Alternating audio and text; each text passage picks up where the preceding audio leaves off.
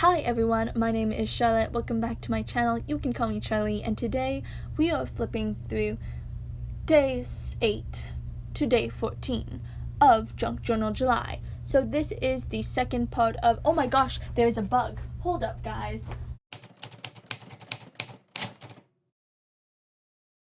Okay, now that we are back in action, we left off at day 7, which was envelope. Now, day 8, oh my gosh, guys, it was a big bug. I mean, it was really small, but like everything's big when it's a bug, you know?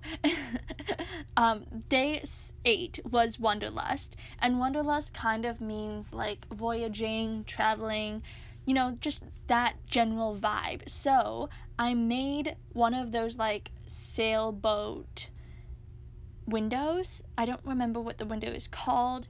And then I put a Monet painting, added some depth to the photo, and I honestly love this spread. It is one of my favorites. I know the acetate has kind of a crease in it, but it doesn't matter to me. I love it.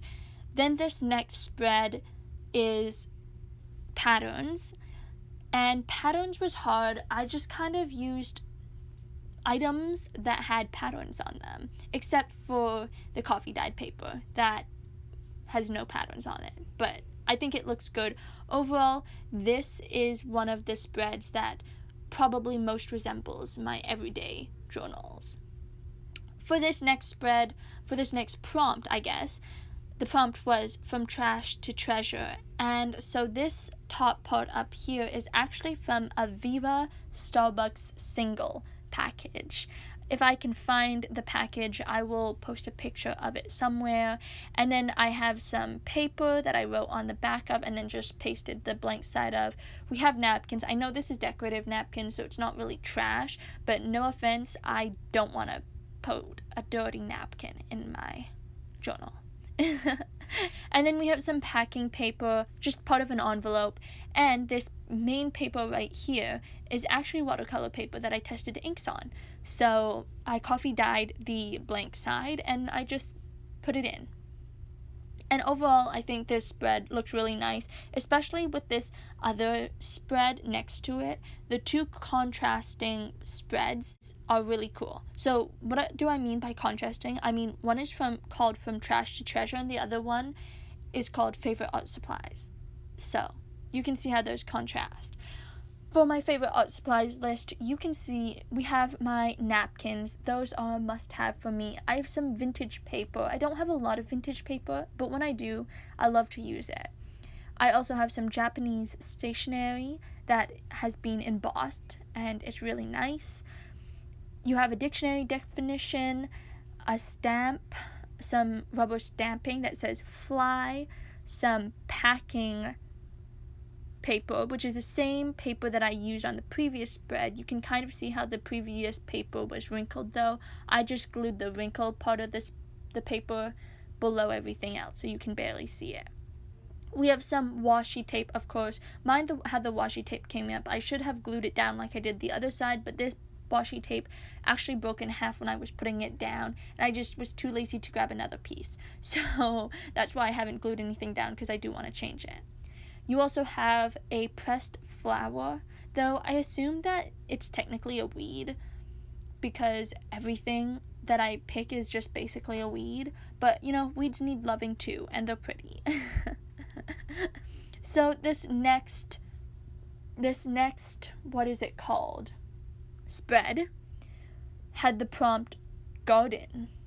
I don't know, I just didn't know what to do because garden and morning, which is the next prompt, had similar vibes for me. So what I ended up doing for gardening is I made a simple spread. I found some gardening scrapbooking paper that looked pretty. I pasted a weed down and then used some green scrapbooking paper to paste it over top. But yeah, definitely like I had a surge of inspiration for the last couple of spreads, and so everything just culminated to these two last spreads, but I actually really like them. So this page, which is morning, was so difficult because I knew what I wanted. When I think of morning, I think of birds, I think of blue skies, I think of trees and gardening and blooming and flowers, but I mean, I just put flowers on the last 2 pages. I knew I wanted to use this board paper, so what I ended up doing was going with the color scheme instead. Blues and golds, which is what that wax seal is. I love that wax seal, by the way. I love how it's like mixed colors. I ended up putting a journal page down below which says above, or not journal page, dictionary page, with the definition to the word above, and I think that's kind of cool because, you know, morning, you're above, you technically have just risen from your bed, so you were above your bed. And then I also I did a lot of collaging on this page, and just so that I could draw attention to somewhere, I ended up pasting some transparent tracing paper down below so that if I ever did decide to go back and write, you could actually see what I wrote.